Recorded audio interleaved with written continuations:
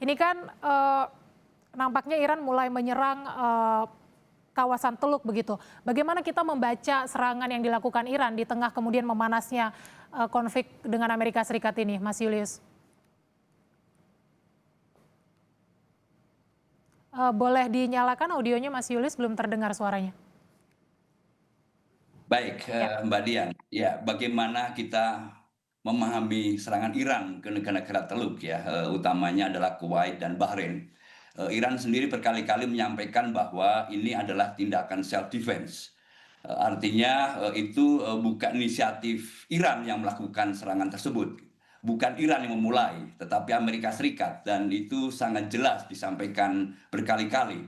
Dan kenapa Kuwait dan Bahrain gitu, karena Iran menemukan bukti bahwa serangan yang dilakukan Amerika Serikat itu diluncurkan dari pangkalan militer Amerika Serikat di dua negara ini, terutama Kuwait ya, lalu kemudian didukung juga oleh pangkalan Amerika Serikat di Bahrain. Dan itu yang sudah dilakukan oleh Amerika Serikat sebelumnya, yang menghancurkan situs radar ya, yang dengan sengaja dilakukan oleh Amerika Serikat Ya. ke Iran ya. Dan saya kira cukup masuk akal alasannya bahwa sebuah negara pasti akan melakukan balasan jika dia diserang gitu ya. Dan Iran juga sangat gamblang menyebut ini pelanggaran kejahatan senjata gitu, dan sebagai balasannya adalah Iran akan melakukan sesuatu yang sama yang dilakukan oleh Amerika Serikat. Itu kira-kira Mbak Dian. Ya, saya ke Mas Galan. Mas Galan, ini kan serangan Iran diklaim sebagai respons balasan terhadap serangan Amerika Serikat begitu. Nah, Anda melihat mengapa kemudian Iran mengambil langkah lebih memilih mungkin bisa kita katakan menarget Kuwait dan Bahrain dibanding langsung membalas Amerika Serikat?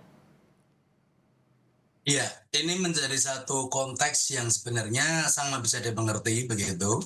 Saya juga sepakat dengan Pak Julius barusan, ketika Iran akan lebih cenderung untuk menyerang pangkalan udara Amerika Serikat yang berada di Bahrain atau Kuwait. Karena memang begini, selain karena untuk menunjukkan bahwa Iran ini juga masih memiliki kekuatan untuk berperang, dan tentunya juga menunjukkan bahwa mereka bisa melakukan aksi resiprokal, begitu, menyerang balik, membela diri karena sudah diserang Amerika. Alih-alih menyerang kapal Indo-Amerika atau kemudian armada Amerika yang sedang standby gitu, yang sedang siaga di perairan di sekitar Selat Hormuz dan juga mungkin di dekat Oman, ini tentunya akan menunjukkan juga bahwa niatan Iran untuk membalas serangan ini adalah benar-benar langsung direct dan juga menunjukkan warning, menunjukkan peringatan juga kepada negara-negara Timur Tengah lain yang dalam hal ini sudah menunjukkan allegiance atau mungkin menunjukkan keberpihakan mereka kepada Amerika Serikat, tentunya termasuk Bahrain dan Uni Emirat Arab sendiri atau Kuwait dan juga Saudi dan lain sebagainya, bahwa jika memang dalam proses kejahatan senjata ini Iran masih diserang oleh pihak Amerika Serikat dalam hal ini, Iran tentu tidak segan-segan untuk kemudian menyerang pihak-pihak yang juga ikut mensupport Amerika di situ. Jadi saya kira ini juga memberikan satu efek yang cukup istilahnya bukan membuat takut, tapi juga membuat waspada bahwa kita bisa loh kemudian membuat perang ini menjadi eskalasi lagi, menjadi sesuatu yang merugikan kawasan lagi kalau Amerika ini tidak kalian stop juga. Kalau Amerika Serikat yang kemudian juga berada di wilayah Timur Tengah ini atau negara-negara Teluk dan juga negara Timur Tengah pada umumnya ini tidak mengambil sikap untuk mendorong Amerika supaya stop dulu. Sekaligus juga saya kira Mbak Dian, ini juga menjadi satu jawaban Iran atas bagaimana Israel sebagai agresor lain begitu yang tentunya berada di pihak Amerika yang tidak berhenti untuk terus menyerang Lebanon. Tadi di montase berita kita melihat juga serangan kepada Lebanon Selatan yang mana sangat-sangat aneh ketika 3-4 hari yang lalu kita sudah mengetahui adanya perpanjangan kejahatan senjata antara Lebanon dengan Israel. Tapi yang menjadi alasan Israel menyerang karena masih ada Hizbullah dan mereka tidak menganggap Hizbullah itu pihak Lebanon. Jadi mereka sedang kejahatan senjata dengan pihak pemerintah Lebanon, tapi yang mereka serang itu milisi, entitas militer, entitas yang bisa berperang, entitas belligerent yang terlepas dari pemerintahan Lebanon. Nah, ketika Israel menyerang Lebanon, Iran juga melihat bahwa Lebanon dan juga Hizbullah itu sebagai salah satu elemen yang juga perlu diperhatikan dalam perdamaian begitu kan, dalam perjanjian perdamaian perang saat ini. Ketika mereka menyerang proksi Iran, Iran tidak ragu juga menyerang proksinya Amerika begitu ibaratnya. Jadi itulah kenapa yang justru kemudian Kuwait dan Bahrain dalam hal ini. Oke, itu menjadi representasi bahwa ketika sekutu Amerika Serikat menyerang sekutu Iran, Iran juga bisa melakukan hal yang sama. Demikian ya Mas Galan? Iya. Ya, saya mau ke Mas Julius. Yang juga menarik Mas Julius di tengah saling serang kembali antara Iran dan Amerika Serikat, yang selalu menarik adalah pernyataannya Donald Trump. Kali ini Donald Trump mengatakan bahwa perang dengan Iran itu bukanlah perang besar, hanya latihan militer saja. Pernyataan Trump yang kerap inkonsisten, ini menandakan kondisi yang seperti apa Mas Julius? Ya, itu bagian dari mungkin kita bisa nyebut strategi ya, gaya Trump tapi menunjukkan strategi Trump. Yang pertama yang kita bisa dipahami adalah gitu, ini perang kecil gitu ya, ini perang sangat kecil. Itu menunjukkan bahwa Amerika Serikat adalah negara adidaya, kedikdayanya itu jauh lebih melampaui Iran. Itu satu hal yang dia mau declare secara belak-belakan. Dan itu sekaligus mau menyebut kembali apa yang dia selalu ulang-ulang, yaitu bahwa perang ini akan segera berakhir. Nah, ini yang kita sebut dengan taktik negosiasi bisnis, yang tujuannya adalah sebetulnya untuk meredam gejolak pasar, terutama di Wall Street ya gitu, bahwa bisa kok Amerika Serikat menang dengan sangat cepat. Ya. Nah, itu kan bagian yang penting ya. Tetapi di balik semua itu, ini juga kita bisa melihat sebagai strategi diplomasi tekanan maksimum, high pressure track diplomasi, yang sebetulnya maunya Amerika Serikat adalah memaksa Iran untuk segera menyerah, dalam pengertian bahwa Iran akan menyepakati usulan perundingan yang ditawarkan oleh Amerika Serikat. Ya. Jadi kalau ditanya ini Iran kecil gitu ya, perang ini perang kecil gitu ya, itu adalah bagian strategi untuk meyakinkan bahwa Amerika Serikat bisa menang dengan sangat cepat, lalu pelaku pasar juga tidak perlu risau atau terlalu risau gitu dengan apa yang dilakukan oleh Amerika Serikat yang diinisiasi oleh Presiden Trump. Ya.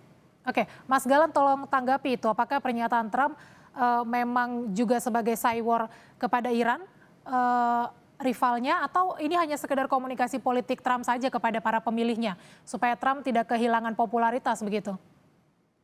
Iya, jadi seperti yang disampaikan Pak Julius barusan, ketika memang menjadi sebuah strategi tertentu yang disampaikan Trump untuk kemudian meredam kekhawatiran dan juga untuk menenangkan pasar, saya kira juga ada sesuatu yang juga pernah saya singgung ya dalam bincang terkait dan breaking news terkait perang Iran ini sebelumnya, yaitu adanya audience cost begitu ya. Jadi Trump ini sudah mengedrag ya, membuat sebuah perpanjangan masa konflik ini sampai dulu ketika pertama kali masih pertama-tama awal mereka pede sekali, kemudian epic fury, kemudian dinyatakan berakhir, sampai sekarang 100 hari ini kita masih belum menemukan jalan keluarnya, strategis yang jelas dari Amerika Serikat dan Trump sendiri.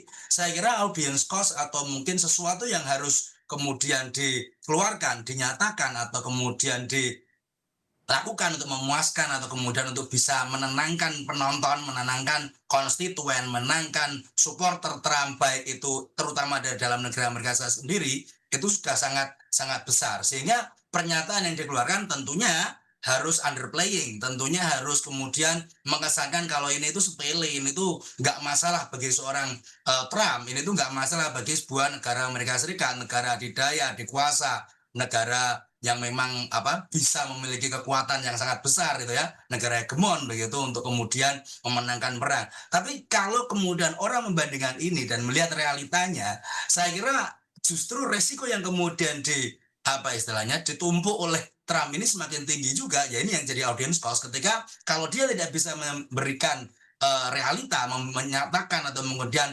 merealisasikan janji-janjinya tadi itu, lah ini yang kemudian bisa merusak peluang dia juga dalam pemilu setelah nanti di November, sekaligus semakin memperburuk begitu ya reputasi Amerika Serikat dan juga rezim Trump sendiri dalam konflik dan juga perkembangan situasi global saat ini seperti itu. Anda mau katakan kalau komunikasi Trump dalam menyikapi konflik dengan Iran ini lebih sering blunder begitu dibandingkan strategi Jitu untuk menghandle situasi?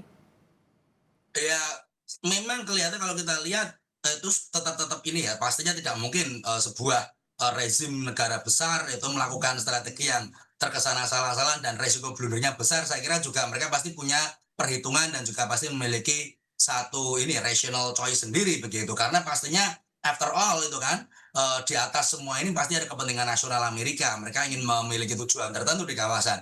Namun yang jadi permasalahan adalah kemasannya gitu. Kalau kita lihat penyampaian Trump, gaya Trump, dan bagaimana dia membawa atau kemudian memberikan satu konteks kepada global, kepada dunia yang sedang menyaksikan saat ini, mungkin banyak orang yang terkadang tidak siap begitu ya, atau mungkin apa yang kemudian dia nyatakan itu diterjemahkan secara berbeda.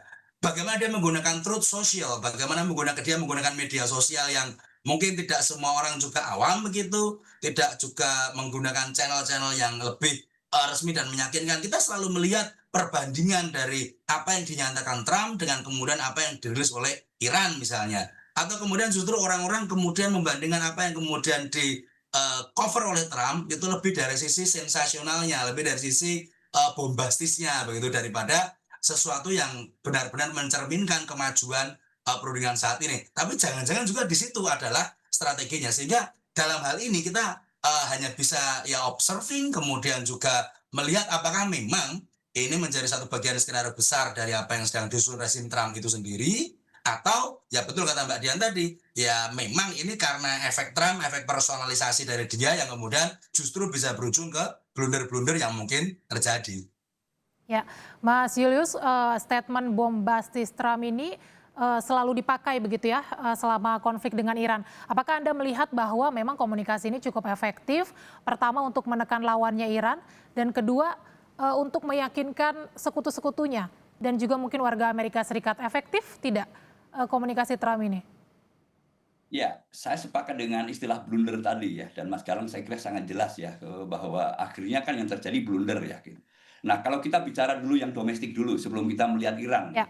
Domestik tanggapan publik Amerika Serikat terhadap gaya Donald Trump yang selalu bombastis, optimistis gitu. Itu kan terbelah menjadi dua kutub yang sangat ekstrim. Dan ini menggambarkan terjadinya polarisasi politik yang sangat dalam di Amerika Serikat. Yang pertama adalah pendukung setia, basis pemilih Trump dan kubu Republik. Ini kan senang ya dengan gaya taktik diplomasi yang mereka sebut diplomasi pengusaha, yang cerdas, yang bombastik, yang memenangkan pasar. Dan mereka percaya bahwa klaim agresif dan optimistik Trump efektif untuk menggertak Iran dan Hizbullah agar mau tunduk pada syarat yang ditetapkan oleh Amerika Serikat. Itu satu ya. Gitu. Jadi pendukung setianya tetap ada di belakang Trump. Itu satu hal. Ya. Tetapi yang kalau kita lihat dari oposisi itu kan justru menggambarkan bahwa ada ketidaksesuaian antara fakta dengan narasi yang dibangun oleh Trump, kubu Demokrat terutama ya, dan para kritisi menilai bahwa klaim Trump sebagai delusi politik itu mengada-ada, adanya hanya di bayangan Presiden Trump gitu, yang sesungguhnya tidak ada di lapangan. Nah itu sangat clear ya, dan sewaktu-waktu ini juga bisa menjadi bom besar yang sedang dimanfaatkan oleh Partai Demokrat untuk memenangkan pemilu selah gitu ya. Ini satu hal. Jadi di dalam Amerika Serikat sendiri terbelah menjadi dua kubu. Tetapi kita lihat kalau tadi tujuannya adalah untuk pasar saya lihat juga sudah mulai skeptis ya, dan skeptisisme Wall Street, investor-investor Wall Street dan komunitas bisnis itu semakin meningkat sekarang ini gitu. Dan kalau kita lihat sahamnya itu kan merah juga yang terjadi di sana gitu. Pasar saham tetap terkoreksi merah gitu. Menunjukkan bahwa komunitas bisnis pun bersikap skeptis dan lebih percaya data real konflik daripada sekedar melihat tweet maupun pernyataan verbal yang disampaikan oleh Trump gitu ya. Nah sekarang kalau kita lihat Iran gitu ya, kalau saya melihat di satu sisi dia menyampaikan bahwa perundingan akan segera selesai, perang ini terlalu kecil untuk Amerika Serikat, sebentar lagi Iran akan menyerah gitu dan menyepakati perjanjian yang ditawarkan oleh Amerika Serikat gitu. Lalu ini dikombinasikan dengan serangan ke Qasem gitu ya, dan juga Goruk. Itu kan tempat di mana ada radar pengawas pantai ya yang dimiliki oleh Iran. Tujuannya apa gitu? Satu sisi bombastis, sisi lain adalah sebetulnya dia mau mengetes kemampuan militer Iran gitu ya. Dan sekaligus pada saat yang sama ingin satu persatu melumpuhkan kemampuan militer Iran untuk mengontrol Selat Hormuz. Ini yang kita lihat.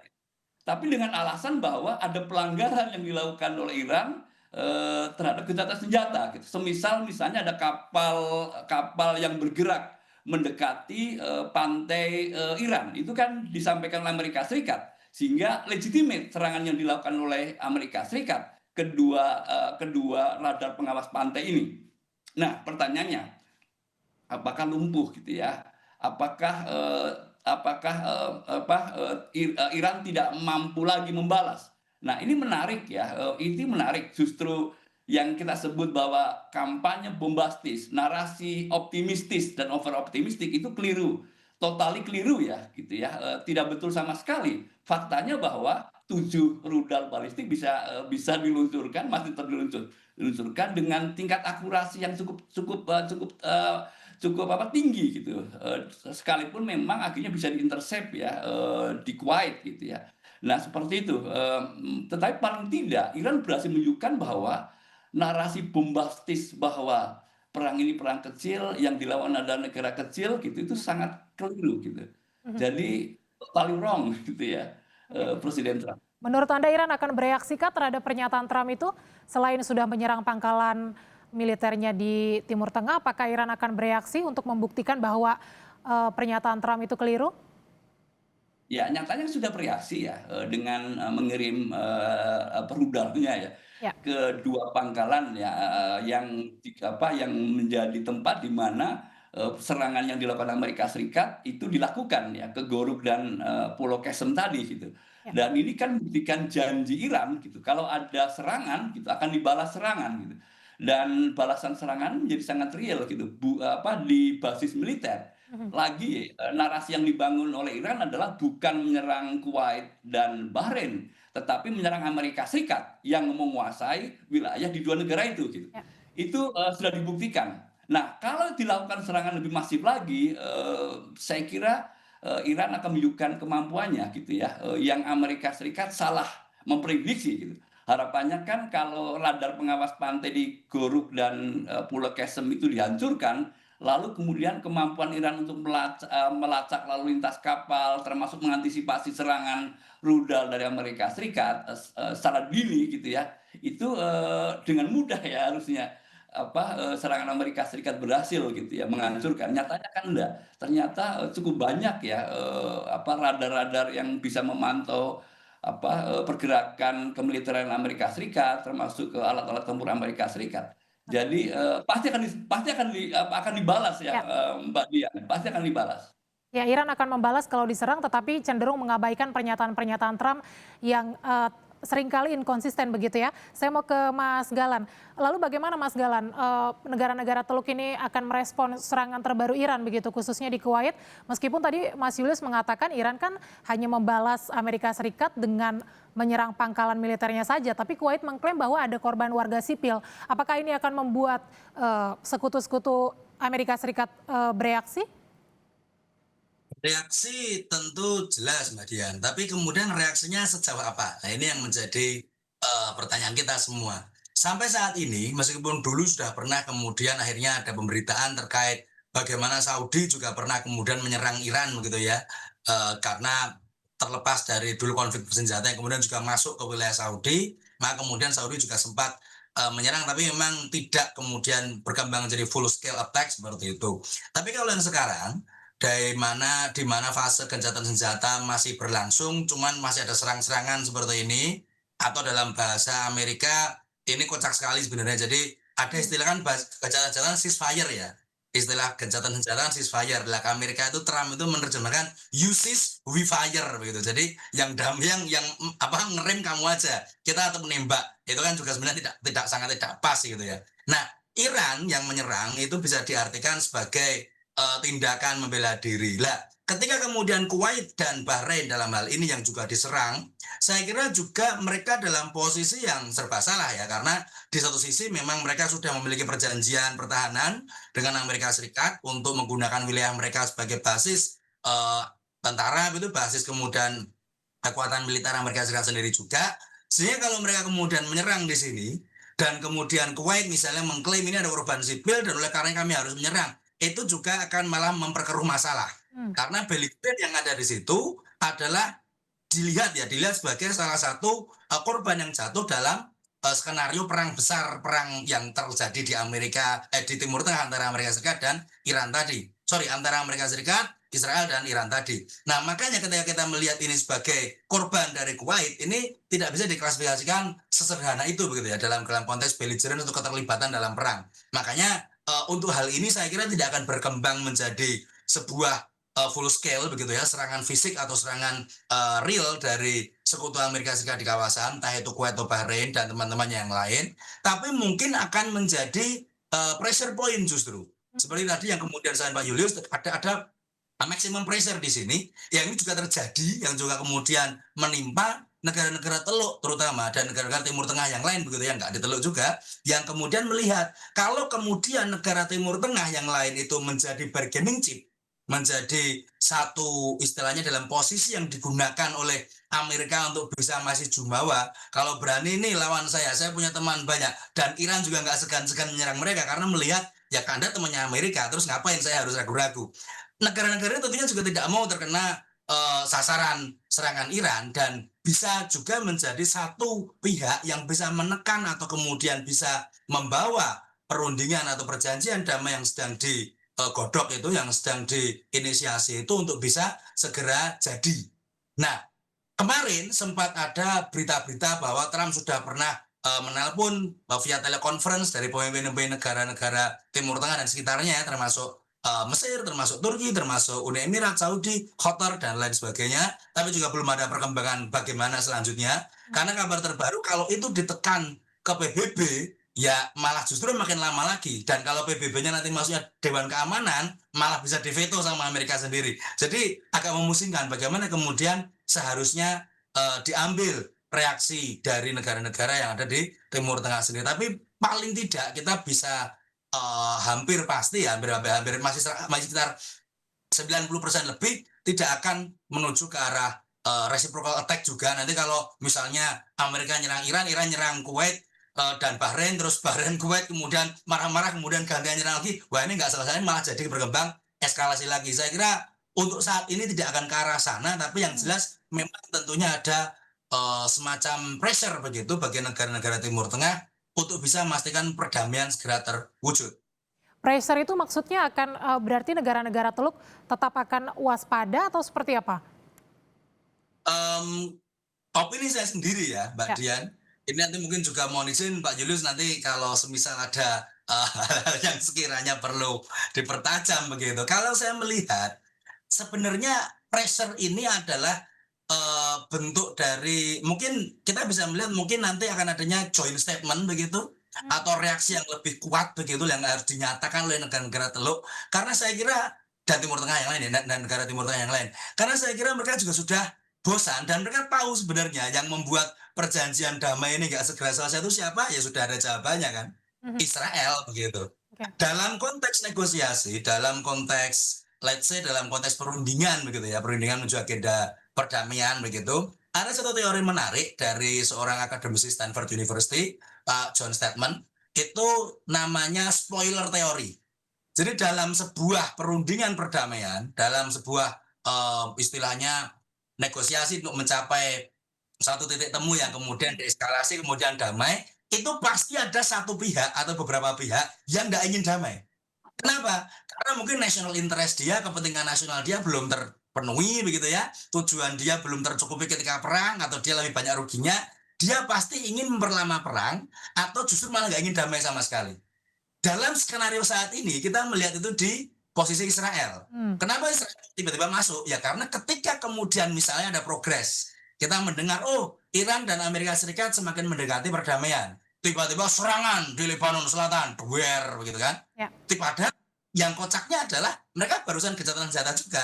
dengan alasan mereka kemudian memberantas Hizbullah, mereka selalu kemudian berusaha menyerang Lebanon begitu. Bahkan sempat meminta persetujuan ke Trump, kita akan membom Beirut gitu kan. Dan sudah dilaksanakan juga serangan udara ke arah Beirut. Dan ini saya kira sangat-sangat tidak manusiawi dan tidak jelas juga gitu kan. Ketika kemudian mereka alasannya menyerang Hizbullah yang notabene memang secara gerilya dan secara sporadis menyerang dan melawan, tapi yang diserang malah ibu kotanya Lebanon sendiri. Dan bagi Iran, Lebanon ini juga salah satu poin yang kemudian menjadi penting dalam perundingan. Betul. Bahwa ketika ini damai, semua serangan dari pihak agresor, baik itu Amerika Serikat maupun Israel, harus dihentikan di semua front, termasuk Lebanon. Nah, mereka tahu juga, Israel tahu juga, oh kalau seperti ini nggak mungkin damai, ya udah kita serang terus. Ini yang menjadi ganjalan. Jadi semoga saja, semisal nanti ada pressure point yang kemudian dari negara-negara Timur Tengah, mereka juga menyoroti hal ini. Karena ini akan sangat berat sekali untuk kemudian tercapai, akan terjadi stalemate atau kebuntuan yang berkepanjangan ketika negara-negara ini saling kunci begitu. Oke, nanti kita akan ke sana, akan membahas soal relasi Israel, Hizbullah, dan sekutu-sekutu antara Amerika Serikat dan Iran. Tapi usai jeda, tetaplah di Breaking News Kompas TV, kami akan kembali sesaat lagi. Terus, betulkah pasca Iran meluncurkan rudal ke Kuwait dan juga Bahrain, saat ini kondisi kebatinan sekutu Amerika Serikat di Timur Tengah sedang, apa tadi bahasanya, tertekan? Lebih cenderung tertekan karena takut akan ikut diserang oleh Iran? Ya, saya kira sangat tertekan ya, dan ini sudah masuk ke hari ke-100 ya, kalau di sana hari 100, mungkin kalau di kita hari 101. Ya. Tetapi satu hal, sekalipun mereka tertekan, mereka mesti bisa bersabar. Maunya Amerika Serikat kan negara-negara Teluk kemudian bergabung dalam koalisi Amerika Serikat menggempur Iran. Dan sampai hari ke-100 tidak dilakukan. Kalau kita melihat terakhir Kuwait ya, dampak serangan yang dilakukan oleh Iran kan cukup besar ya. Termasuk bandaranya, bandara Kuwait yang cukup besar ya, di mana bandara ini sangat sibuk dengan penerbangan internasional sehingga harus ditunda beberapa waktu ya. Tetapi respon Kuwait itu bukan militer ya, aksi militer dengan membalas Iran, tetapi diplomatik. Ini yang saya kira harus diapresiasi juga gitu. Biasa setiap negara itu kan melakukan kecaman yang sangat keras, condemn, dan itu dilakukan juga oleh Kuwait, mengecam sangat keras tindakan Teheran sebagai eskalasi yang sangat membahayakan dan sekaligus melanggar kedaulatan. Sekalipun berkali-kali Iran menyebut bahwa yang diserang adalah pangkalan militer Amerika Serikat, basis militer Amerika Serikat, wilayah Kuwait yang dikontrol oleh Amerika Serikat. Tetapi lagi Kuwait, yang dilakukan Kuwait dengan diplomatik adalah memanggil kuasa usaha, lalu kemudian meminta supaya staf kedutaan besar Iran di Kuwait supaya dikurangi. Sebatas itu, ini menarik dan ini yang perlu diapresiasi. Dan ini juga kita lihat dari negara-negara lain selama 100 hari yang kita saksikan sejak 28 Februari kan menahan diri untuk bergabung dalam koalisi Amerika Serikat menggempur Iran. Itu tidak dilakukan. Dan apa yang menjadi tertekan lagi adalah setiap serangan Amerika Serikat yang diluncurkan lewat pangkalan-pangkalan militer yang ada di negara mereka, lalu kemudian mungkin juga didukung oleh kapal induk yang ada di Teluk Oman yang mendekati Selat Hormuz, mungkin gitu ya. Tetapi yang pasti akan dilakukan oleh Iran adalah menggempur pangkalan militernya, bukan kapal induk. Tadi Mas Garan sudah eksplisit terkait dengan ini. Nah, ini menurut saya gitu ya, satu hal yang sangat tertekan, sangat khawatir. Setiap ada rudal balistik yang dikirim ke Iran pasti akan dibayang akan ada retaliasi gitu. Tetapi lagi ya, mereka tidak punya pilihan ya, Mbak Dian. Negara-negara Teluk nggak punya pilihan. Yang pasti mereka tidak akan bergabung dengan Amerika Serikat. Itu akan menciptakan eskalasi yang jauh lebih besar. Artinya aktor-aktor yang berkonflik akan menjadi lebih banyak lagi dan risikonya akan menjadi lebih besar lagi. Dampaknya saya kira bukan hanya regional dan sekarang sudah global, tapi akan menjadi luar biasa lagi. Nah, tetapi di sisi yang lain, ini yang saya sebut sebagai dilemanya. Dilemanya adalah bergabung dengan Amerika Serikat gitu ya, bukan saja menciptakan resiko gitu, tetapi juga harus mengikuti apa yang dimau oleh Amerika Serikat. Nah, kalau kita ingat akhir bulan yang kemarin kan maunya Amerika Serikat kemudian melunjak bahasanya ya gitu ya. Mereka mengharapkan negara-negara Teluk juga mengakui Israel gitu ya sebagai sebuah negara independen. Itu kan disampaikan secara eksplisit oleh Trump. Nah, ini yang disebut ngelunjak ya, sudah memakai pangkalannya sekarang meminta sesuatu yang dulu gitu ya, sejak tahun 1944 mereka tidak mau sama sekali mengaku Israel sebagai negara independen. Arab Saudi, Qatar gitu ya, saya kira sangat keberatan untuk hal ini, termasuk Turki juga diminta, Pakistan juga diminta mengikuti yang disebut dengan Abraham Accords. Nah, ini ngelunjak gitu. Lalu sisi yang lain, kita lihat Oman. Oman sebetulnya satu tertekan ya terhadap kemungkinan retaliasi Iran. Tetapi Oman juga bukan negara yang punya banyak pilihan. Lihat ya, kemarin sempat ada diskusi antara Menteri Luar Negeri Iran lalu juga dengan pejabat tinggi di Oman. Salah satunya adalah bagaimana mengelola Selat Hormuz ya. Ke depan mereka akan bersama-sama menarik pajak gitu kira-kira lah bahasanya gitu. Atau tol fee ya, setiap kapal-kapal yang akan melintas Selat Hormuz. Kebetulan itu kan dikontrol oleh dua negara itu sebetulnya gitu. Sekalipun de facto Iran saya kira yang mengontrol secara penuh ya, sepanjang kira-kira 30-an kilometer lah gitu. Selat Hormuz tadi gitu. Nah, belum ada kesepakatan, Trump kan sudah ngancam gitu, ngancam Oman. Kalau Oman sepakat, Oman akan dibom juga oleh Amerika Serikat. Dan ini bahasa-bahasa yang saya kira makin membuat tertekan ya, tertekan akan retaliasi Iran, tapi tertekan oleh gaya Amerika Serikat yang maunya adalah negara-negara Teluk ikut saja gitu, ngikut Amerika Serikat secara penuh dan aman, akan aman. Nyatanya kan enggak ya, nyatanya kan enggak aman negara-negara Teluk. Ya, meski di tengah tekanan terkena dampak langsung perang antara Amerika Serikat dan juga Iran, tapi Anda menilai bahwa negara-negara kawasan Teluk ini tidak akan angkat senjata dan lebih cenderung akan bereaksinya dengan mendorong diplomasi saja? Ya paling tidak itu yang kita lihat hari ini ya, serangan terakhir ke Kuwait yang dilakukan oleh Kuwait adalah melakukan kecaman diplomatik, kecaman yang sangat keras gitu. Ya. Ya kita dengar ada yang mencoba-coba ya mengirimkan pesawat tempurnya secara sembunyi-sembunyi ya gitu.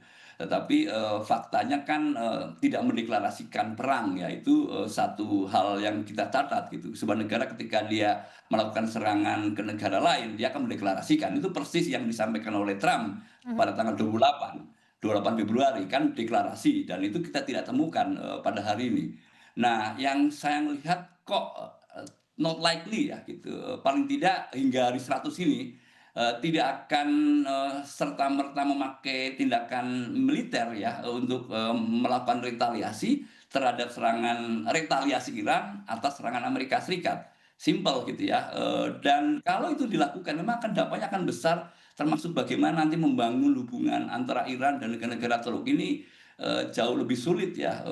Dan saya juga membayangkan tentu saja setelah perang ini berakhir, salah satu tugas utama adalah bagaimana membangun hubungan yang harmonis kembali ya antara Iran dan negara-negara Teluk. Itu tidak mudah ya, damage-nya, kerusakannya sudah luar biasa gitu. Kerusakannya hampir tidak terbayangkan di tahun 44. Kenapa saya nyebut tahun 44? Karena pada waktu itu ada organisasi namanya Liga Arab, masih eksis sampai hari ini. Isinya adalah negara-negara Timur Tengah, negara-negara Teluk termasuk ke Mesir, yang semuanya sepakat bahwa mereka tidak akan pernah mengakui Israel sebagai sebuah negara gitu. Dan itu sangat solid sampai tahun 79. Kecerdasan Amerika Serikat saja yang akhirnya memainkan politik pecah belah ya, divide and rule, itu yang akhirnya membuat negara-negara Timur Tengah terpecah. Nah, tetapi warisan cara pandang yang solid di tahun 44 masih dipegang sampai hari ini kira-kira ya gitu. Sehingga saya kalau melihat kalau serangan-serangan besar-besaran Iran itu mungkin tidak akan direaksi dengan cara-cara militer, kecuali memang Iran itu di luar kontrol ya, sudah membabi buta, brutal gitu ya. Barangkali mereka akan berpikir berbeda ya, barangkali gitu ya. Tapi kita berbicara fakta, 100 hari itu tidak terjadi.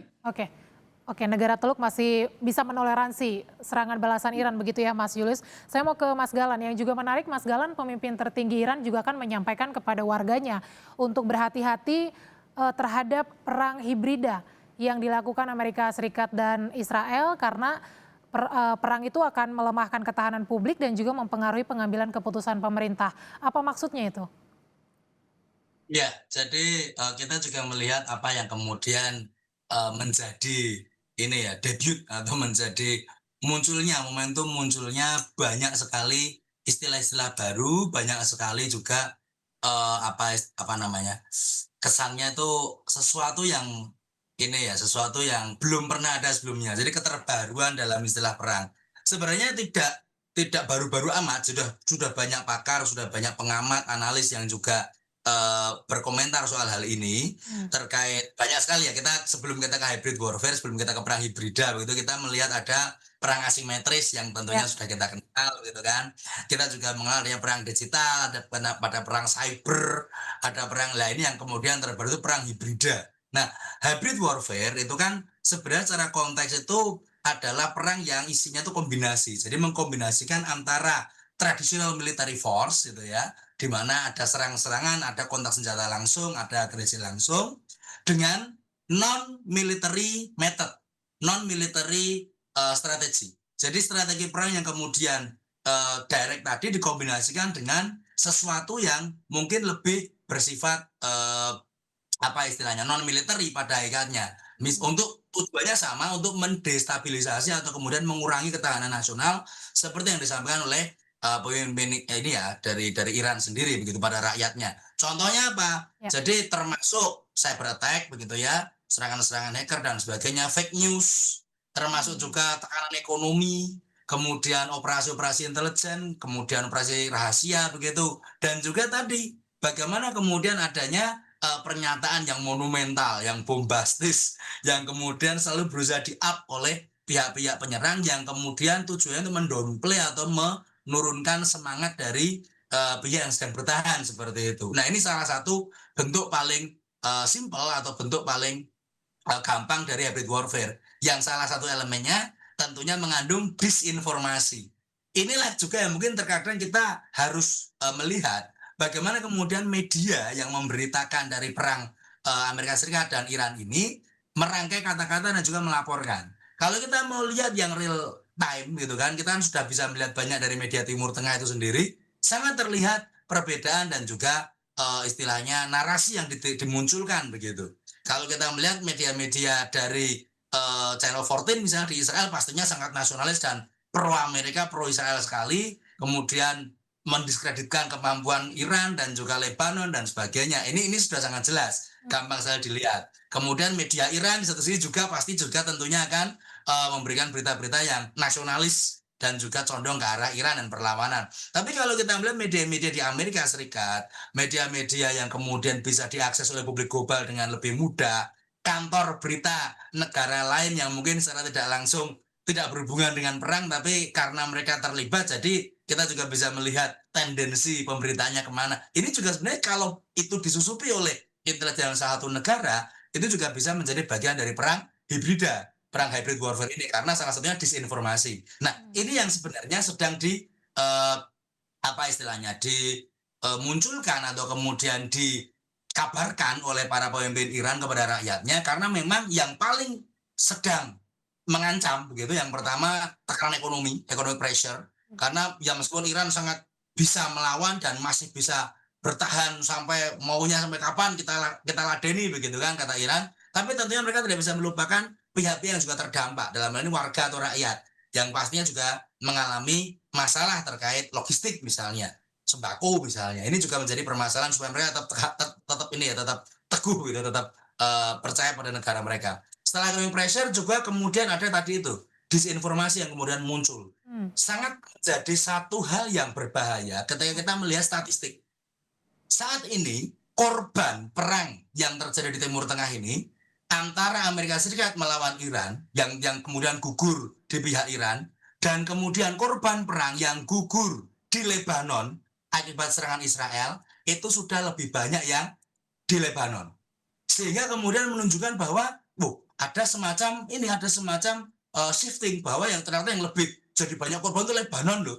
Iran itu ternyata nggak terlalu kasihan-kasihan amat. Ini kan narasi yang berbahaya kalau muncul seperti ini. Nih, supaya jangan dipotong juga, saya langsung melanjutkan ya.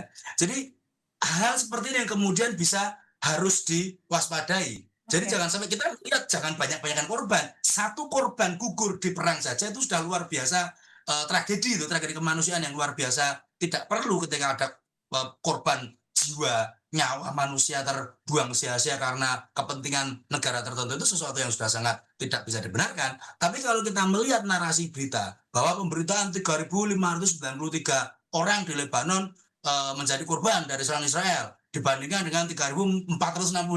Ini sudah bisa menjadi yang tewas di Iran.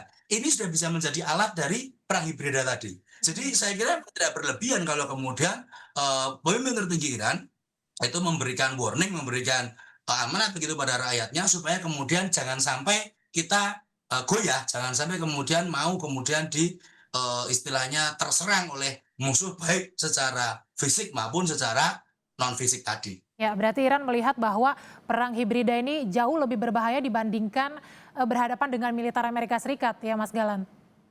Iya, dan satu hal Mbak Dian yang kemudian juga perlu kita perhatikan, Hmm. sebenarnya ini juga kontroversial take ya. Jadi warga Iran begitu, mereka tidak menyukai konteks dari bagaimana perilaku atau politik luar negeri Amerika Serikat kepada Iran begitu kan. Bahkan sejak tahun sudah sampai Pak Julius juga tadi dari tahun 44 gitu kan. Terutama kalau Iran sendiri dari tahun 51, 53 tuh CIA betul-betul campur tangan dalam mengganti pemimpin pemerintahan mereka. Muhammad Mossadegh diganti dengan rezim Shah Reza Pahlavi, itu sudah sesuatu yang off limits buat orang Iran. Ini Amerika ngapain sih begitu kan, sudah sangat benci. Ada tindakan Amerika yang seperti itu. Tapi secara overall negara Amerika Serikatnya, saya kira tidak sebegitunya. Banyak kemudian ilmuwan-ilmuwan, akademisi, tokoh-tokoh penting di Iran, intelektual yang ada dari Iran itu juga kuliah ke Amerika, juga kemudian menghadiri konferensi, menghadiri berbagai macam apa istilahnya forum dan juga kemudian perkembangan ilmu pengetahuan yang di Amerika. Beberapa putra petinggi politik dari Iran sendiri juga kuliah di Amerika. Jadi di Amerika Serikat ya. Jadi saya kira bukan masalah kemudian benci sebenci-bencinya begitu. Secara konteks politis gitu, secara politis memang Amerika Serikat ini memang nggak oke sama Iran hubungannya dari dulu, terutama ketika peralihan rezim setelah revolusi gitu ya, setelah revolusi ke Republik Teokratis. Tapi dalam konteks hal yang lain enggak. Lah, ini yang terutama kemudian menjadi satu loophole yang jangan-jangan yang takutkan adalah yang ingin dimanfaatkan Amerika begitu. Ya ini loh, kamu terjebak dalam perang, terus kemudian pemerintahanmu bisa enggak menghidupi kamu, suplai kamu oke enggak? Terbukti kita lihat framing pertama Trump ketika mau menyerang Iran, awal-awal itu kan pengen membebaskan orang-orang Iran dari cengkraman rezim teokratis, rezim Khomeini yang kemudian tidak bisa memberikan demokrasi, tidak bisa memberikan kesejahteraan pada rakyatnya ketika ada krisis ekonomi, gitu, ada resesi, krisis. Tapi kan itu kan sangat-sangat sangat-sangat memanfaatkan situasi sekali seperti itu. Ya. Nah, kemudian bergeser. Nah, ini kan kita bisa melihat bahwa jangan-jangan memang ada framing yang ada di sana dan itu dimanfaatkan sebagai hybrid warfare yang bisa terjadi strateginya. Baik, Mas Julius, kalau melihat karakter warga Iran, apakah memang perang hibrida, strategi perang hibrida ini akan paling kencang dilakukan Amerika Serikat dan Israel? Sudah ya, saya kira Amerika Serikat sudah melakukan serangan hibrida tadi ya, yang mengkombinasikan antara cara-cara konvensional, strategi konvensional dengan upaya-upaya untuk melumpuhkan moral warga Iran. Itu sudah dilakukan Amerika Serikat sejak hari pertama. Dan hari pertama itu kan decapitations ya, dekapitasi pemimpin tertinggi Iran. Harapannya kan moralnya turun, itu harapannya. Tapi lagi 100 hari moral itu masih ditunjukkan sangat kuat. Dan bahkan mereka kemarin melakukan selebrasi ya, perayaan besar 37 tahun gitu ya, pemimpin besar mereka, pendiri gitu ya. Jadi tahun 89 kira 79 atau 89. Ayatullah Ali Khomeini kan memimpin sejak tahun itu, dan itu kemarin dirayakan kembali. Itu artinya menunjukkan bahwa secara moral itu masih sangat solid, yang harapan Amerika Serikat runtuh gitu di hari pertama, dan itu tidak terbukti di hari ke-100.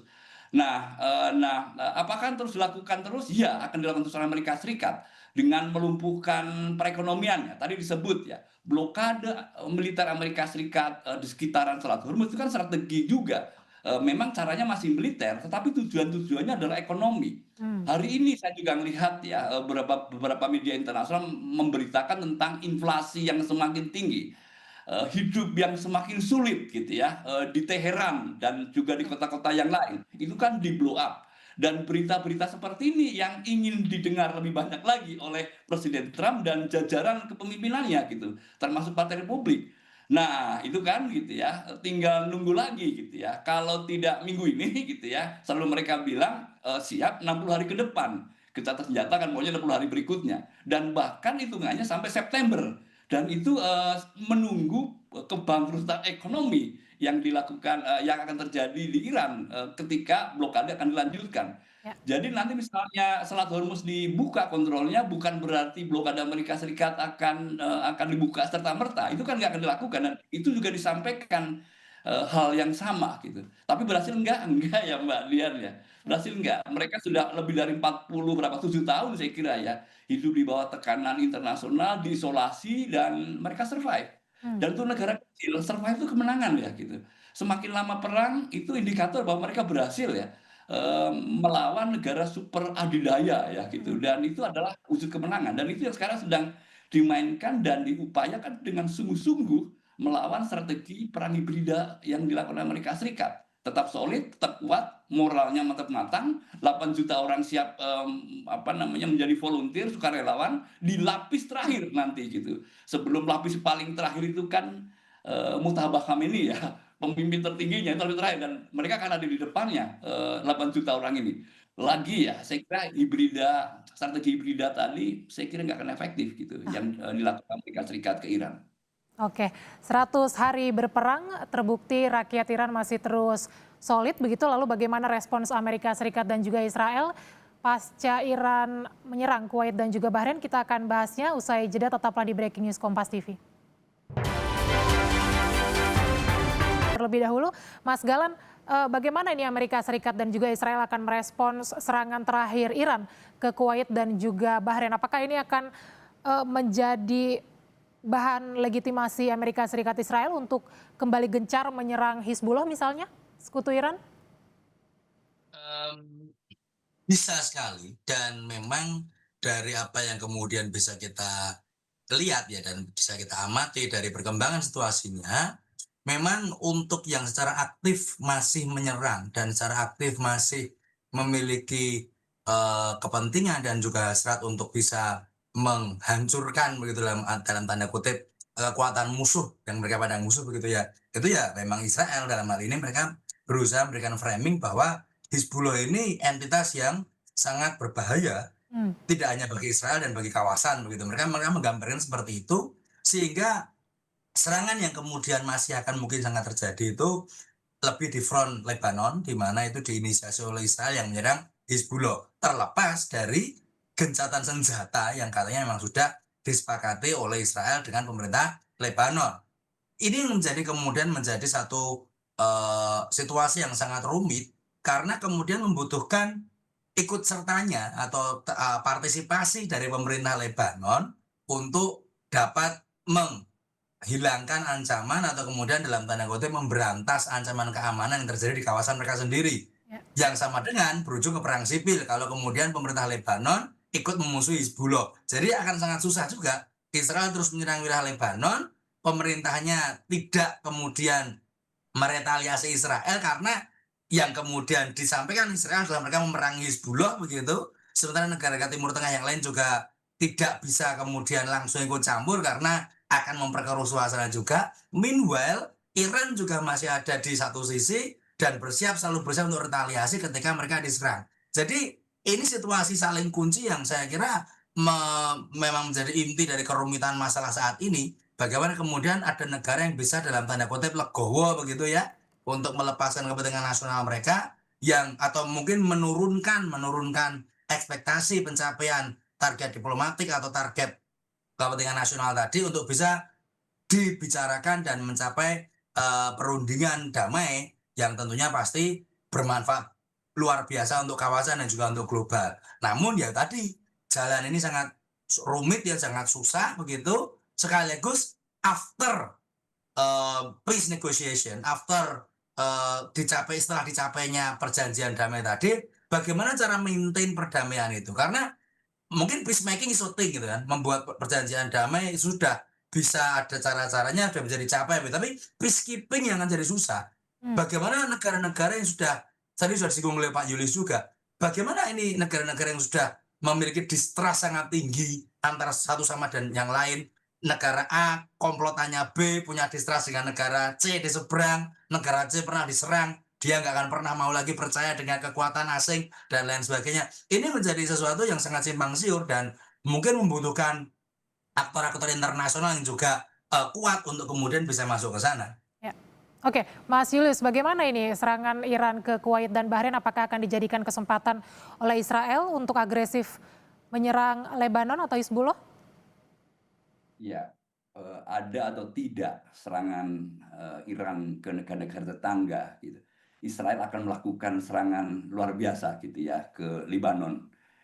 Dan sekarang ada serangan Iran ke Kuwait dan Bahrain. Sepertinya itu memberi dukungan yang lebih besar atau menjadi alasan yang cukup kuat Israel untuk menyerang Lebanon. Mbak Dian, ini kalau saya lihat apa yang dilakukan Israel itu betul-betul sudah keterlaluan dan sangat keterlaluan. Ya. Dan ini mengindikasikan bahwa gencatan senjata yang disponsori Amerika Serikat itu gagal total. Gagal total. Kenapa? Gencatan senjata itu jelas menegaskan bahwa semua pihak harus menahan diri gitu ya.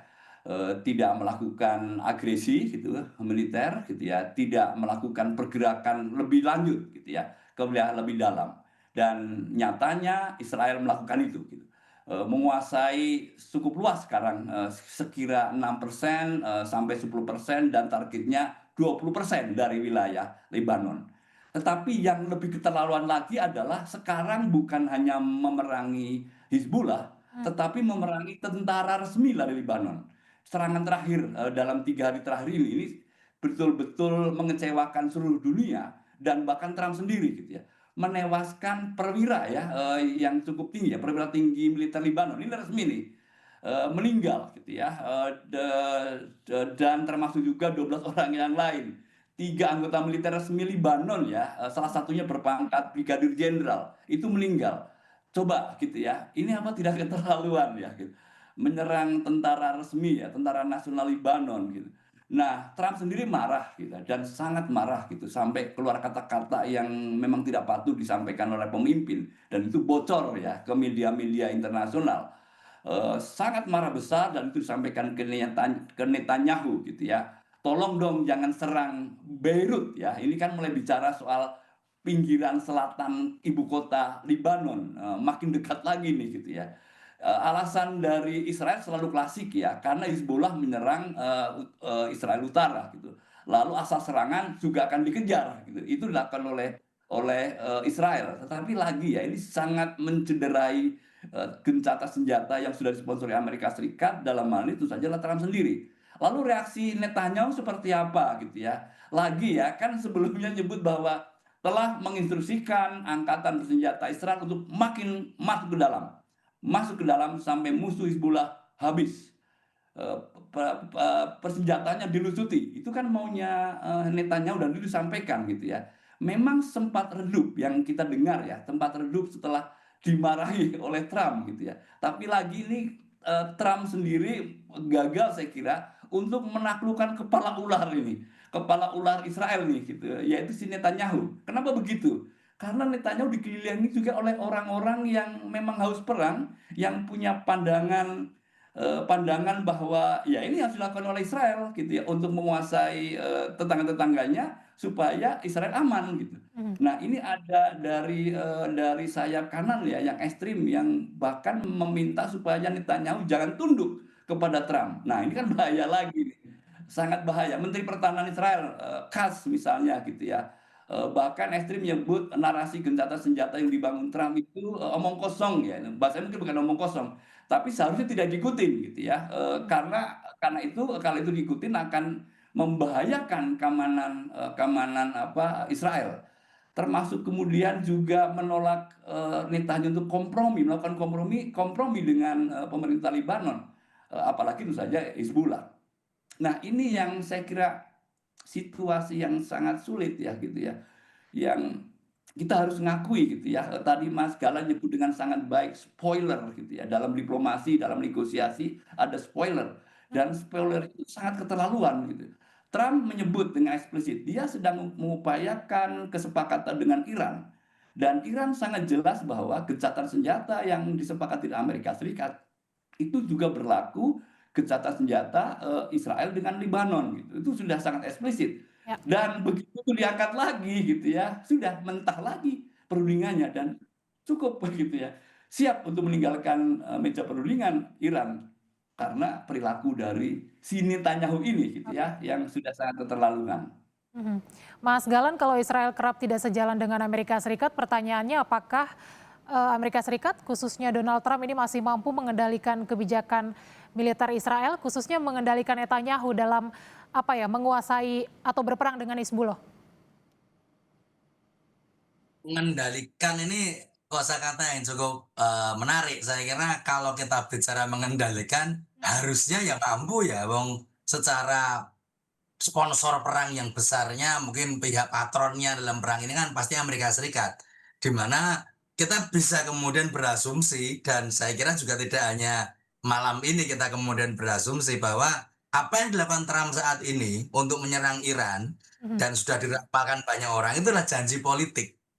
Janji politik Trump ketika dia bisa memenangkan pemilu presiden dan menjadi presiden Amerika Serikat lagi ya, setelah rezim pertama dulu belum sempat begitu. Kemudian ada pandemi dan juga ada rezim Biden diantaranya.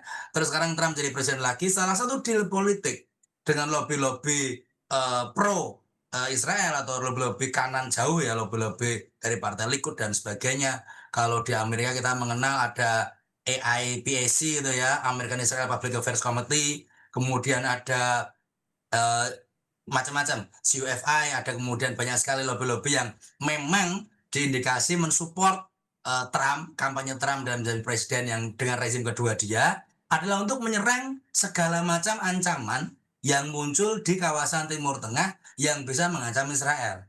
Nah tentunya kita bicara ancaman dari keamanan Israel yang tadi salah satunya adalah Iran dan para proksi-proksinya begitu. Makanya apa yang kemudian selama ini sebenarnya menjadi menjadi gajah di ruangan, apakah Iran akan berani mendatangkan temannya begitu, rekan paling sohibnya yang paling bestie begitu untuk bisa menyerang negara yang mengancam dia. Akhirnya terwujud saat ini ketika Trump melihat hal itu sebagai salah satu hal yang harus dilakukan, kita bisa berasumsi ke sana. Namun demikian tadi juga sudah disampaikan oleh Pak Julius, ketika kita berbicara konteks mengendalikan. Sebenarnya sekarang menjadi siapa mengendalikan siapa kalau seperti itu. Kalau dalam hal ini belligerentnya adalah Amerika Serikat, kemudian Israel dan yang diserang Iran, kenapa kemudian Iran selalu bersikeras kami akan membalas Hizbullah? Yang mana Hizbullah itu juga proksinya Iran. Ya. Tapi yang kemudian dicaplok adalah wilayah Lebanon ya, karena memang dari sana asalnya. Dari Blue Line yang disepakati pasca perang dari tahun 82 kemudian berakhir tahun 2000-an, terus kemudian ada garis batas. Israel sekarang sudah sangat maju, IDF sudah sangat merangsek masuk ke dalam wilayah Lebanon, dan saya kira itu menjadi sesuatu yang sangat obvious ya, sudah sangat jelas bahwa Israel itu menginginkan keuntungan lebih dari perang ini, yang mana hal ini menjadi satu konteks yang benar-benar harusnya tidak bisa ditolerir, karena kalau gencatan senjata ya sudah harus fokus ke perdamaian, jangan ada angkat senjata lagi, jangan ada korban lagi, selesai. Ya. Meskipun saya yakin Trump itu bisa mengendalikan, tapi memang ya ini tadi kepentingan nasional Israel, kepentingan nasional rezim Zionis Israel yang kemudian sekiranya ini menjadi momentum mereka untuk bisa memusnahkan Greater Israel tadi, itu yang memang tidak bisa dikendalikan Trump. Sehingga dia berusaha menutupi, dan pernyataannya terakhir 3-4 hari yang lalu sama. Jadi Trump sampai menyampaikan ulang bahwa Netanyahu, presiden Israel, pemimpin Israel Netanyahu, Perdana Menteri Israel Netanyahu oleh Presiden Trump disampaikan kalau dia adalah seorang rekan yang sangat baik, great partner seperti itu. Sampai ditegaskan ulang. Supaya kesannya adalah bukan Israel loh yang kemudian punya misi utama yang menggagakan, tetap kami. Dia mencitrakan seperti itu, meskipun yang sekarang jumlah serangannya paling banyak dan paling sering bergerak justru malah IDF dari Israel. Ya, Mas Yulis, bagaimana membaca relasi atau hubungan antara Amerika Serikat dan Israel saat ini? Kalau kita melihat Israel masih terus gencar menggempur Lebanon, padahal kita tahu Lebanon ini menjadi salah satu syarat perdamaian yang diajukan oleh Iran begitu. Saya mau tarik begini, Mas Yulis. Kita tadi sama-sama saksikan bahwa Iran menyindir relasi antara Israel dan Amerika Serikat melalui satir yang menggambarkan Benyamin Netanyahu berdiri di depan peti mati yang kemudian berbenderakan Amerika Serikat dengan tulisan terima kasih atas pengabdian Anda. Apa yang Anda baca soal itu? Apakah Iran mau mengatakan bahwa selama ini Amerika Serikat yang sudah mengabdi kepada Israel, dan apakah global juga melihat hal yang sama terkait relasi keduanya? Ya, itu eksplisit ya yang mau disampaikan dengan peti mati Amerika Serikat Ya. gitu, disaksikan oleh Perdana Menteri Netanyahu ya. Sangat ironis gitu bahwa kalau tadi pertanyaannya siapa mengendalikan siapa gitu ya, dari dari gambaran peti mati tadi Netanyahu gitu ya yang mengendalikan Amerika Serikat. Dan terima kasih untuk perjuangannya selama ini gitu ya, yang membantu Israel gitu Ya. ya membebaskan diri dari ancaman keamanan negara-negara tetangga gitu. Nah, kenapa bisa begitu ya? Saya kira tidak keliru gitu ya bahwa Iran mengklaim bahwa di balik semua huru-hara yang terjadi di Timur Tengah ini adalah Netanyahu orangnya gitu ya. Gimana caranya gitu ya? Mulai dari serangan 28 Februari. 28 Februari itu siapa yang berinisiatif gitu. Dan sepertinya Iran membaca inisiatifnya itu dari Israel gitu ya, sangat eksplisit. Dan ada salah satu cara yang dilakukan oleh Israel untuk memaksa Presiden Trump untuk terlibat dalam perang ini. Saya kira pembahasan oleh analis sudah banyak banget. Analisis terkait dengan siapa sebetulnya menginisiasi perang ini. Itu satu gitu. Lalu kemudian siapa yang mengendalikan proses perlindungan yang sudah berlangsung selama ini? Ini yang juga dikhawatirkan oleh IRGC. Sehingga mereka sangat berhati-hati gitu. Yang namanya diplomasi pintu belakang gitu ya, termasuk peran dari Pakistan, peran dari Qatar. Mereka sangat hati-hati gitu ya. Sehingga mereka akan tetap bersiteguh dengan red line. Red line mereka adalah nuklir itu harga mati gitu. Dan itu tidak bisa ditawar. Posisi seperti itu. Karena kampanye yang selalu dilakukan oleh Israel adalah Iran punya nuklir, bisa membangun senjata nuklir, dan itu ancaman eksistensial untuk Israel. Sehingga itu akan dipegang teguh gitu. Melumpuhkan kemampuan Iran untuk mengembangkan uranium gitu yang kemudian bisa dikonversikan atau dikelola lebih lanjut menjadi senjata nuklir, itu adalah keinginan dari Israel gitu ya. Kalau kita membayangkan ya jarak antara Iran dan Israel, lalu kita bandingkan Iran terhadap Amerika Serikat, barangkali rudal hipersonik yang cukup jauh itu mungkin nggak akan nyampe ke Washington atau ke Florida atau ke New York gitu. Tetapi akan mudah nyampe ke ke mana, Yerusalem dan kota-kota di Israel gitu. Nah, ini yang benar-benar IRGC harga mati kalau bicara soal strategi hibrida tadi, kembali lagi ke situ ya. Pintu belakang, diplomasi lewat pintu belakang. Dan jangan-jangan Israel juga bermain di pintu belakang ini, memaksa supaya Amerika Serikat tidak mudah serta-merta menyepakati apa yang dimau oleh Iran gitu. Mbak Dia, saya kira peti mati tadi menyimbolkan yang sangat terang benderang bahwa siapa yang mengendalikan Amerika Serikat?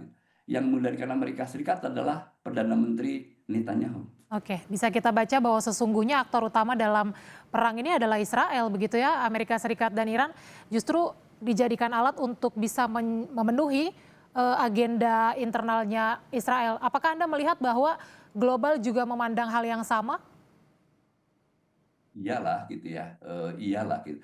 Kalau kita melihat kasus Israel di Gaza gitu, genosida itu kan sudah bahasa yang orang sudah sepakat gitu. Ke tragedi kemanusiaan besar-besaran, 70.000 orang meninggal sejak Oktober ya tahun lalu, itu saya kira menjadi bukti yang sangat terang benderang bahwa terjadi pelanggaran kemanusiaan. Dunia melihat itu dengan mudah, mungkin kecuali Amerika Serikat mungkin ya gitu. Lalu yang kedua, kejadian serangan Israel ke Libanon itu juga dicurigai menggasakan Libanon untuk kampanye Greater Israel, Israel yang Israel Raya itu kan maunya gitu. Sekarang menguasai 10%, nanti akan 20%, 500 km sampai 600 km persegi sudah dikuasai dan akan terus masuk ke dalam. Ini kan polanya sama yang dilakukan Israel di Gaza dan sekarang sedang dilakukan di Libanon. 3.000 orang lebih meninggal dalam waktu yang sangat singkat ya, sejak Maret ya, tanggal 2 Maret kalau saya tidak keliru, ketika Hizbullah memutuskan untuk bergabung bersama dengan Iran menyerang Israel. Itu kan terjadi. Nah, kasat mata lagi, ini kan Libanon ada UNIFIL ya yang mendapatkan mandat dari DKPBB. Dan kita tahu sekalipun ada UNIFIL yang mendapat mandat legitimate ya dari lembaga yang paling legitimate di dunia, tapi nyatanya sekarang UNIFIL, tentara UNIFIL harus masuk ke bunker gitu, karena mereka tidak bisa berbuat apa-apa.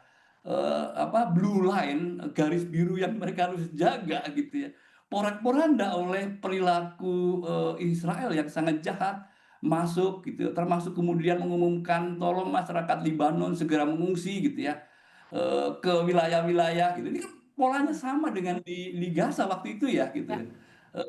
Menyingkir ke selatan gitu ya, menyingkir ke utara kalau kita bilang Lebanon gitu ya. Itu kan yang dilakukan sekarang gitu. Kebayang, dia bukan hanya mengangkangi Hizbullah, mengangkangi pemerintah resmi Lebanon, tetapi juga mengangkangi DKPBB, termasuk pasukan UNIFIL ya, yang memang akan habis Desember ini gitu ya, dan mungkin harus dipercepat lagi kalau situasi makin memburuk. Ini kita khawatir Mbak Dian. Oke. Kita sangat khawatir dengan situasi yang terakhir ya, perilaku Israel di Libanon. Mhm. Kalau gitu Mas Galan, bagaimana ini sekarang posisi Amerika Serikat? Apakah makin terjepit antara ya tetap mendukung Israel sebagai sekutunya atau tetap ada tujuan utama begitu menjaga proses diplomasi dengan Iran?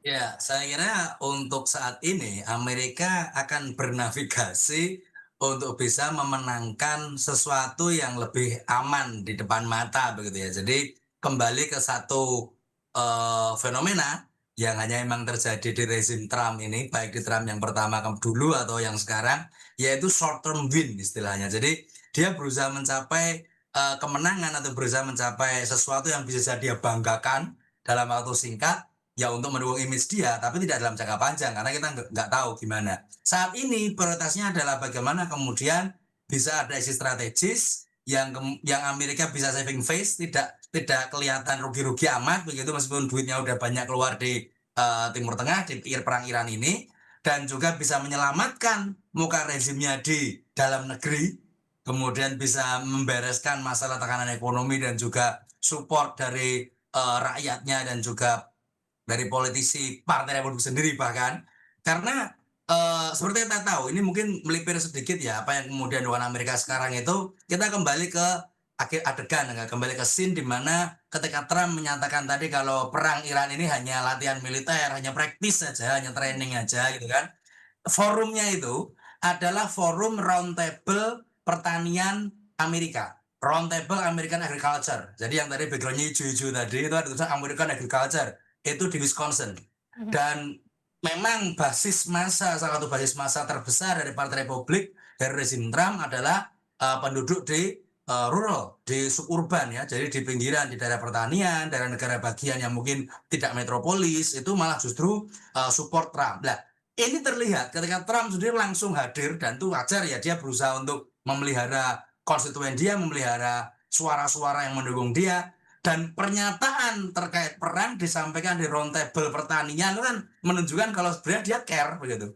Sebenarnya dia peduli sekali dengan publik atau massa yang ada dalam negeri, meyakinkan mereka untuk tenang, kita tetap bisa memenangkan ini, kami selalu berorientasi untuk kejayaan Amerika, seperti kampanye dia Make America Great Again, itu kan MAGA dan sebagainya, itu ditunjukkan dengan betul gitu. Jadi Amerika sekarang ini sedang bermain di dua front yang sangat menarik gitu ya, kalau kita pakai level game juga ya. Di level domestik mereka masih berusaha meyakinkan kalau kebijakan inilah yang memang paling ideal, kita akan memenangkan perang di Iran dan juga tetap fight sebagai negara hegemon, negara besar di dunia.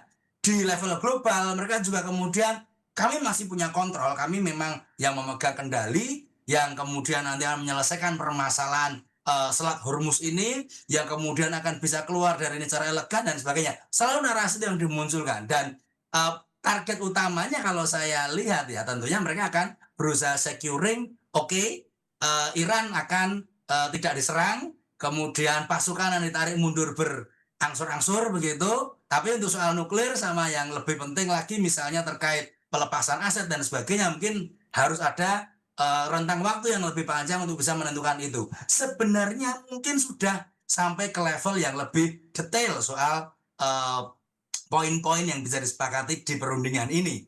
Cuma memang ya karena untuk bisa menjaga stabilitas perundingan tidak boleh di-share dulu ke publik supaya tidak jadi spekulasi dan jadi liar begitu ya. Satu itu. Yang kedua juga sebenarnya mungkin selain hal nuklir, selain soal terkait nuklir dan juga bagaimana aset Iran itu, beberapa poin sudah disepakati. Tentunya akan sangat besar kalau Amerika selalu tetap menjaga pasukannya untuk standby dan siaga, cost-nya juga tinggi. Saya kira untuk menarik pasukan itu logik ya, itu bisa kemudian dilakukan Amerika dengan cepat. Toh mereka juga masih punya pangkalan militer di Timur Tengah. Tapi yang jadi masalah tadi itu, yang tadi juga ingin saya ulangi, jangan-jangan mungkin Trump sudah pengen bisa, dan ahli strateginya, para pembisiknya, para ranking satunya sudah bisa memberikan sinyalemen arahan ke sana. Sayangnya ada spoilernya tadi, ada pihak yang membuat apel yang segar jadi busuk ini, yaitu Netanyahu dan Israel ketika kemudian sudah baik-baik mau, oke kita siap ngomong, we will make peace with them, kan gitu kan, mereka pasti bikin narasi seperti itu. Tapi ujung-ujungnya ketika kemudian baru mau ngomong tiba-tiba ada serangan ke Lebanon, tiba-tiba ada hal-hal yang ingin digali terus, dicapai lebih banyak oleh Israel yang kemudian mengganggu itu. Saya malah memetakannya seperti itu. Jangan-jangan mungkin Trump juga sudah mengalihkan, dia harus fokus di beberapa front sekaligus tadi ya, di dalam negeri juga. Sehingga apa yang ingin dia capai adalah short term win, short term insurance, short term assurance, short term kepastian jangka pendek yang setidaknya bisa menyelamatkan muka Amerika baik di global maupun di dalam negeri. Baik, tapi yang jelas penghentian serangan ke Lebanon ini menjadi salah satu poin atau syarat yang diajukan Iran untuk proses negosiasi. Nah, apakah itu nanti akan terwujud? Tahan dulu Mas Julius dan juga Mas Galan, kita masih akan kembali usai jeda berikut ini. News Kompas TV dan kita masih bersama dosen hubungan internasional Unpar Julius Purwadi dan juga dosen hubungan internasional UNS Septianto Galan Prakoso. Saya mau ke Mas Galan. Mas Galan, nanti juga boleh Mas Julius. Pertanyaan saya adalah bagaimana serangan Israel ke Lebanon ini apakah betul-betul akan menghambat proses negosiasi atau tidak? Karena kan kita juga tahu bahwa Iran juga mengancam akan kembali menyerang Amerika Serikat kalau sampai Israel terus menggempur Lebanon. Iya, pastinya akan menjadi hambatan utama Mbak Dian, karena memang sudah menjadi salah satu syarat utama bagi bagi Iran, bahwa Israel harus menghentikan segala macam bentuk agresi terhadap front-front yang juga termasuk Lebanon dalam hal ini. Kalau kemudian mereka mengatakan Hizbullah selalu menyerang dan juga menjadi ancaman keamanan, hal yang sama juga bisa dikatakan kepada Israel begitu, yang kita tentu masih segar dalam ingatan tahun lalu itu ya, ada perang 12 hari, kemudian langsung antara Israel dan Iran sendiri begitu kan. Dan hal ini juga menjadi satu bargaining chip yang kemudian tidak bisa menguntungkan kedua belah pihak gitu kan, tapi juga selalu dipasang oleh mereka begitu, ketika saling lempar, siapa yang saling menyerang duluan, siapa yang menjadi ancaman keamanan bagi yang lain. Dan ini memang menjadi hambatan yang luar biasa besar bagi kemajuan perundingan damai seperti itu. Bisa kemudian istilahnya ditangguhkan begitu ya, dengan cara ada pelabelan yang kemudian betul-betul berbeda terkait serangan Israel ke Lebanon sendiri ya, kemudian mereka klaim menyerang Hizbullah. Jadi itu kita ekskludkan begitu mungkin dengan cara satu perundingan khusus atau satu kemudian framing yang terpisah dari konflik ini antara Israel dengan Lebanon sendiri begitu ya, dengan Hizbullah. Tapi tentunya ini tidak akan dapat dengan mudah dilaksanakan, karena seperti yang sudah kita ketahui, Hizbullah sendiri adalah salah satu proksi Iran begitu kalau dari bahasa yang kontra dengan Iran ya. Tapi kalau dari Iran sendiri adalah Hizbullah salah satu sekutu yang kemudian bisa benar-benar istilahnya secara konkret menyerang dan kemudian meretaliasi serangan Israel yang kemudian juga mengancam kawasan, mengancam perdamaian Timur Tengah dan selalu berusaha untuk kemudian menyerang negara-negara Timur Tengah yang dalam hal ini sebenarnya memiliki hak dan juga memiliki keamanan yang juga harus terus dijaga di kawasan sendiri. Kita melihat bagaimana kemudian narasi inilah yang selalu digunakan baik dari kedua belah pihak terkait keamanan, terkait siapa yang menyerang duluan, siapa yang saling menyerang, yang kemudian tidak bisa menghasilkan kemudahan dalam resolusi konflik. Dan itu yang menjadi ganjalan utama memang betul saya kira. Baik, Mas Julius, bisa tidak dipenuhi syarat penghentian serangan ke Lebanon oleh Amerika Serikat dan juga Israel? Ya, saya harus menegaskan dulu bahwa dari awal Iran melihat ini syarat mutlak. Kalau Amerika Serikat mau berunding dengan Iran, gitu itu clear ya. Dan di perundingan yang pertama yang pernah berlangsung di Islamabad itu kan disampaikan oleh Pakistan bahwa Israel tidak akan menyerang Lebanon. Itu kan satu paket ya. Tetapi kemudian akhirnya Iran merasa bahwa ternyata tidak betul ya, atau merasa dibohongin gitu. Nah, untuk Iran jelas ini syarat mutlak. Bagaimana dengan Amerika Serikat terkait dengan hubungan Israel dan Lebanon gitu. Pada akhirnya Amerika Serikat melihat ini juga sebagai sebuah jalan untuk melusuti Hizbullah gitu ya. Tapi dengan memaksa Iran supaya menekan Hizbullah gitu. Jadi dengan tangan lain gitu ya, bukan dengan tangan Israel menggempur habis Hizbullah gitu, tetapi dengan cara meminta Iran menekan Hizbullah. Ini satu pendekatan Amerika Serikat pada akhirnya juga menyepakati satu dari 14 poin yang sekarang sedang dibicarakan. Jadi masuk ya sebagai syarat mutlak untuk dibahas satu paket. Tapi persoalannya adalah gitu ya, Lebanon barangkali akan menjadi batu sandungan yang terbesar. Ini ke pertanyaan Mbak Dian. Ya. Apakah semudah itu kira-kira Israel menyepakati? Dan jawabannya tidak, gitu. Sayang sekali. Gitu. Tapi kita menangkap logikanya. Kenapa Amerika Serikat pada akhirnya sepakat bahwa ini juga syarat mutlak? Yang pertama, gitu ya. Pertama bahwa Hizbullah kuat itu karena dukungan dari Iran. Persenjataan, logistik, ekonomi, teknologi, termasuk rudal-rudal presisi itu kan dari Iran ya, gitu. Teknologinya, gitu, supply-nya, dan itu tetap jalan terus, gitu. Dan ini menjadikan Amerika Serikat untuk memaksa Iran kalau mau mendapatkan pencabutan sanksi, Iran juga harus menekan Hizbullah gitu ya di Lebanon. Lalu kemudian Amerika Serikat juga melihat ini sebagai sesuatu yang strategis dalam hal untuk memaksa supaya Hizbullah mematuhi implementasi resolusi PBB ya 1701 gitu, di mana Hizbullah harus keluar gitu dari batas Sungai Litani. Ini maunya Amerika Serikat dan lewat tangan Iran gitu. Barangkali itu bisa dilakukan. Nah, persoalannya adalah kelihatannya Netanyahu tidak sabar dengan jalur diplomasi yang sedang dipakai oleh Amerika Serikat, oleh Presiden Trump, bahwa salah satu dari 14 butir yang sedang dirundingkan melalui mediator Pakistan dan Qatar, sekarang dibantu oleh Qatar, itu mencakup terkait dengan Lebanon sebagai syarat mutlak. Nah, di Iran sendiri ya Mbak Dian, memang sikapnya berbeda ya. Ini yang agak-agak kita khawatir. IRGC misalnya menolak keras klausul terkait dengan Iran akan memaksa Hizbullah untuk menarik ke perbatasan gitu jauh gitu ya, sehingga dapat dibentuk zona penyangga gitu. Dan IRGC tidak mau itu. Tidak mau gitu ya. Dan apalagi argumentasi dari IRGC adalah ini kan aset strategis, aset geopolitik strategik yang bisa membuat Iran tetap bisa memainkan pengaruhnya di Timur Tengah gitu, termasuk kalau nanti harus berhubungan dengan Israel. Nah, sementara di sayap yang lain kita pernah dengar saya kira ya sedikit informasi yang kurang positif. Maksud Pezeshkian, Presiden Iran itu melihat bahwa coba dilonggarkan, dibangun kompromi, termasuk kasus Lebanon ini gitu, supaya dampak ekonomi juga tidak memburuk gitu. Nah, di satu sisi kita melihat sikap keras dari RGC yang mungkin gitu ya harapan Amerika Serikat supaya Iran mau memaksa Hizbullah mundur gitu ya, memajukan senjata lalu kemudian termasuk dilucuti seperti Hamas di Gaza gitu, tidak akan terwujud gitu. Sekalipun dari sayap sipilnya Presiden Iran Masoud Pezeshkian dan timnya gitu ya, kabinetnya gitulah yang selalu melihat ada kemungkinan celah kompromi gitu. Nah, kalau pertanyaan Mbak Dian tadi apakah mungkin ya ini terselesaikan?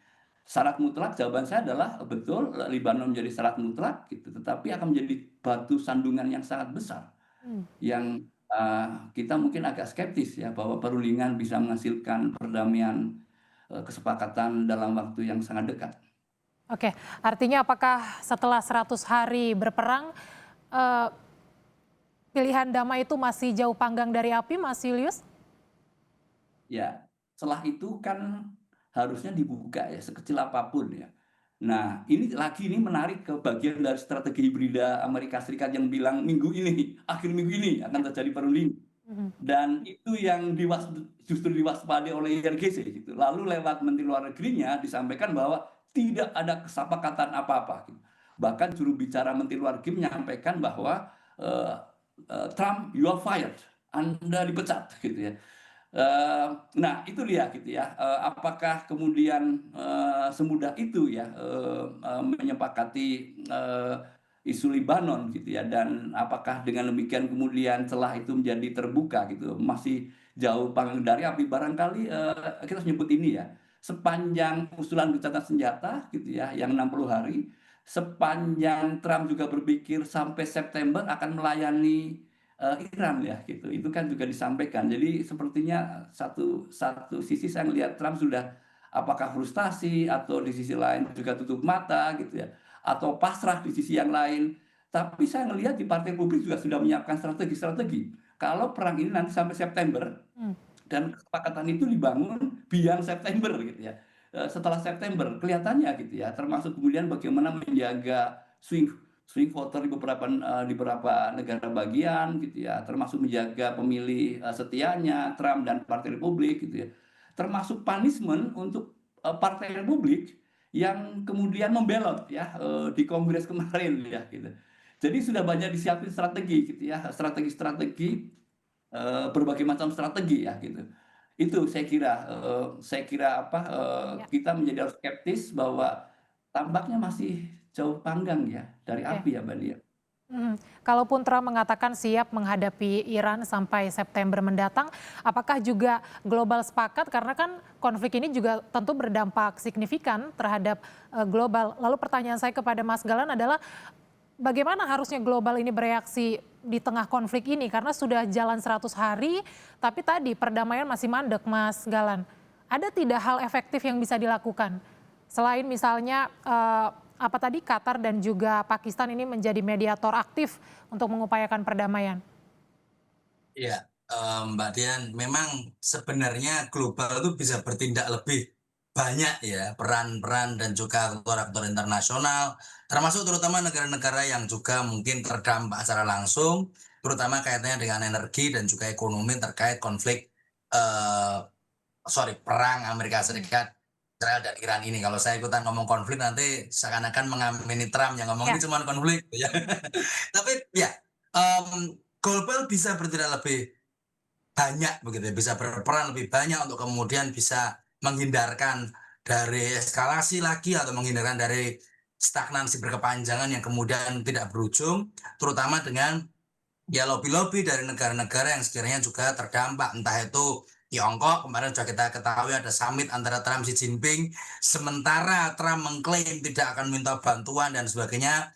Tiongkok atau China di sini, Xi Jinping juga kelihatannya adem aja, anyep aja begitu kan ya. Tapi kita lihat gesturnya Trump ketika dia datang ke Tiongkok sendiri itu seolah kemudian melihat bahwa ini loh yang apa saya lakukan ini benar. Nah ini mbok yao kan, mbok kemudian paling tidak ada upaya untuk juga mempressure Iran karena kamu kan juga butuh minyaknya Iran dan sebagainya. Hal-hal seperti ini kemudian mungkin bisa dimanfaatkan, tapi nah ini tapi mohon maaf, tapi karena ada lipstick effect, karena ada sesuatu yang terkesan baik-baik saja di permukaan, bahwa meskipun kita juga terkena efek dari pasokan energi global yang berkurang, kemudian dampaknya ke ekonomi dan lain sebagainya. Seakan-akan dalam 100 hari ini tidak banyak yang kemudian istilahnya perubahan besar yang terjadi. Ini juga ya kenapa tadi saya menyebutkan istilah ekonomi lipstick effect ya, karena di permukaan nggak kelihatan ada apa-apa. Tadi ada montase berita di Singapura, ada festival, kemudian ada perayaan apa di negara lain, ada hal yang berlangsung sebenarnya mestinya. Ini yang kelihatannya memang media memang memberitakan dan ya tidak ada masalah begitu, seolah-olah begitu ya. Karena konflik ini hanya terkesan terlokalisasi atau kemudian sangat spesifik di wilayah Timur Tengah. Padahal ada masalah yang bisa menjadi peran dari media, dari aktor global yang lain, dari publik global adalah dengan kemudian menyuarakan hal ini. Makanya tadi saya sempat menyinggung harusnya ada joint statement. Harusnya ada sesuatu yang mungkin bisa dimanfaatkan dari forum-forum yang beririsan dengan Amerika Serikat. Misalnya ada Board of Peace yang kemudian fokusnya ke Gaza begitu ya kemarin dibuat. Kenapa tidak kemudian ada perundingan antar negara-negara yang terlibat di situ? Ya memang sangat susah karena memang backing down-nya ada Amerika, ada Israel juga di sana. Tapi at least negara-negara yang kemudian terlibat di sini atau yang kemudian tergabung dari OKI misalnya atau dari negara lain harusnya bisa juga mengeluarkan pernyataan yang sifatnya kolektif atau sifatnya juga mungkin lebih mendorong untuk tahapan-tahapan dan juga progres diplomasi begitu ya, itu bisa terlaksana dengan lebih real seperti itu. Karena selama ini semuanya sekarang saling tunggu dan melihat ini perangnya tidak legal, ini perangnya hanya ambisi Trump dan Netanyahu semata, dan oleh karenanya ya mereka harus yang menyelesaikannya karena mereka yang memulai. Dalam hal ini tentunya tidak akan bisa cepat karena ada pihak-pihak yang memang ingin perang ini panjang. Jadi kalau toh mau ada pergerakan yang kemudian lebih efektif dari pihak global, ya kita lihat harusnya ada negara-negara yang memiliki inisiasi,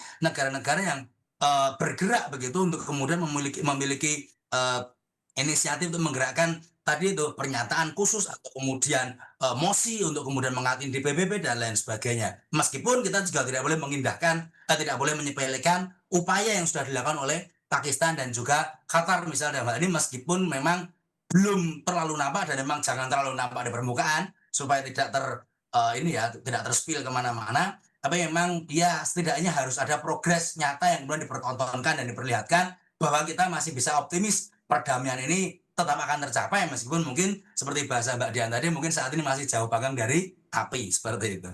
Ya, singkat saja Mas Julius, meskipun masih jauh panggang dari api, tapi Mendagri Pakistan sudah ke Teheran Sabtu kemarin. Apakah Anda melihat ini jadi sesuatu yang positif atau Anda membacanya akan seperti apa ke depan? Apakah ada hal baru yang kemudian nanti muncul dalam proses negosiasi? Ya, tugas mediator itu ada dua. Yang pertama tentu saja adalah memastikan bahwa kedua belah pihak mau bertemu gitu ya. Dan supaya mau bertemu ada titik temunya. Ada sesuatu yang mereka sepakati secara substantif dulu, lalu baru teknis. Tapi ada tugas yang kedua. Tugas yang kedua adalah memastikan perang gitu tidak terjadi.